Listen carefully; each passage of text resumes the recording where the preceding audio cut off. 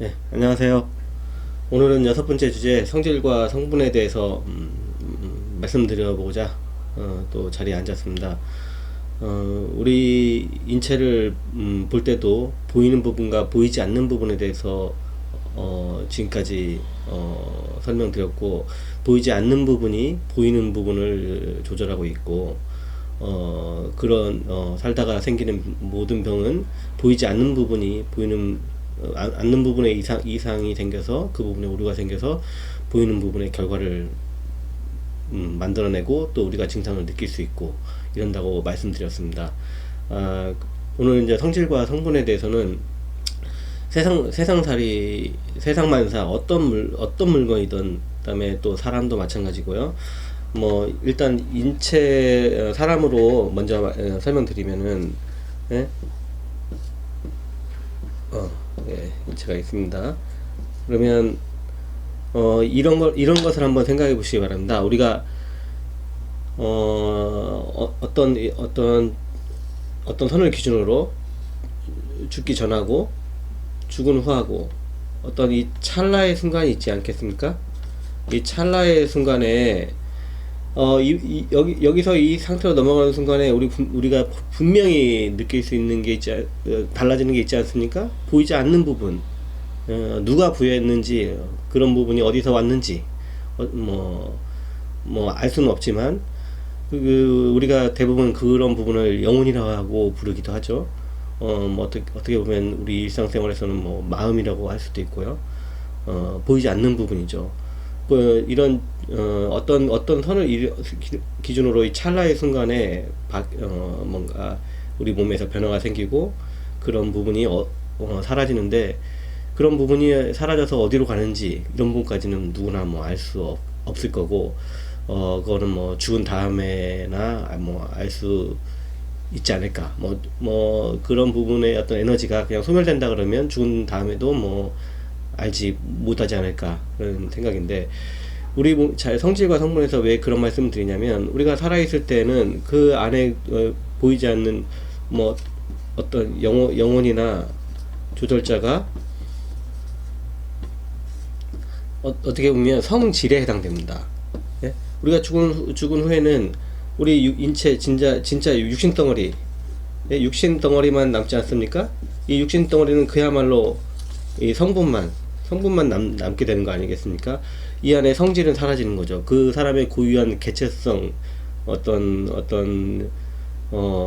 그 사람의 어떤 영혼, 이런 것들은, 기능적인 부분들은 이 부분이 사라지게 되는 겁니다.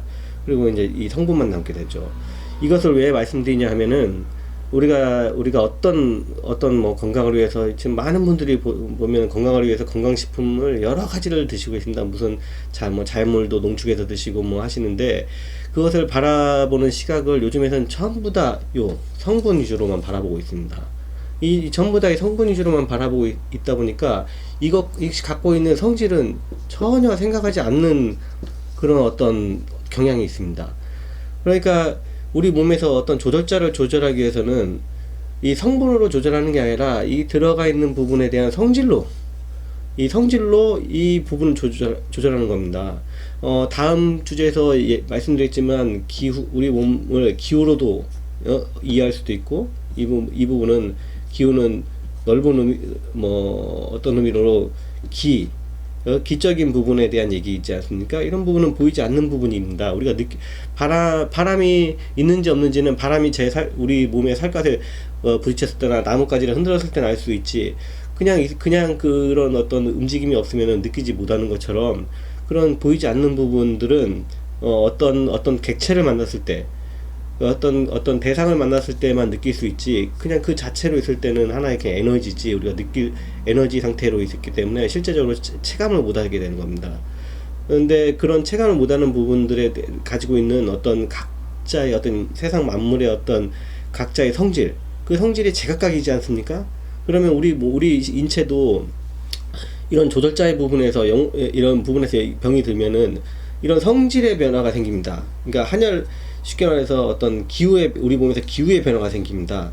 그러면 이것을 다시 어떤 이해로 하려면 이 성분으로 이걸 조절하는 게 아니라 성질로 조절하는 겁니다.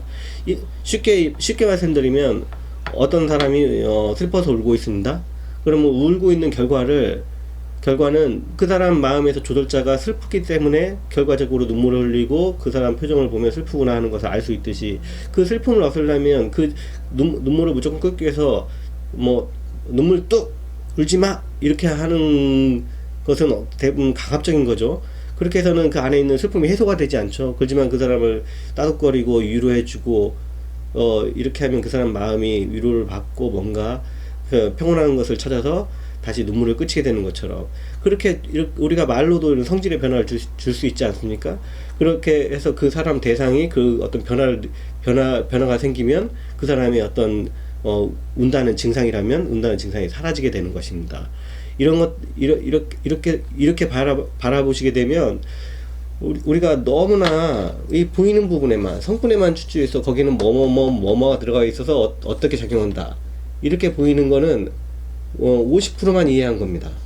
이것이 갖고 있는 성질이 찬지 더운지 사람 좋아하는지 사람 몸에 들어 좋아하게 하는지 습하게 하는지, 크게 보면 한약은 그보다 조금 더 나아서 허한지 실한지, 바깥 부분에 작용하는지 내면에 작용하는지, 이런 것들을 다 이해해서 그 사람의 병을 파악하고 치료하게 돼 있는데, 이런 어떤 그 세상 만물 어떤 거든지 간에 이 성분 50%를 이해했으면 나머지 50%도 꼭 이해하고 자기 몸에 어떤 것을 맞는 걸 쓰든지, 그것이 성질상 안 맞으면은 그것을 먹는 것을 좀 보류하든지, 먹는 것을 피해서 건강을 해치지 않게끔 하든지 그렇게 하는 게 맞습니다.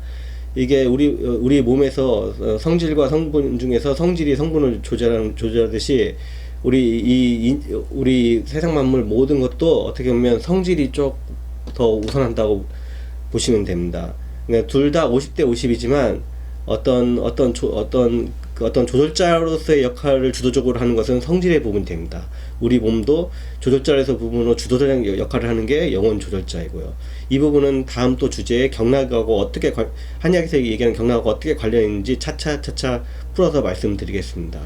그러면 이번 주제 성질과 성분에 대해서 여기까지 말씀드리고 또 다음 주제로 찾아뵙겠습니다. 감사합니다.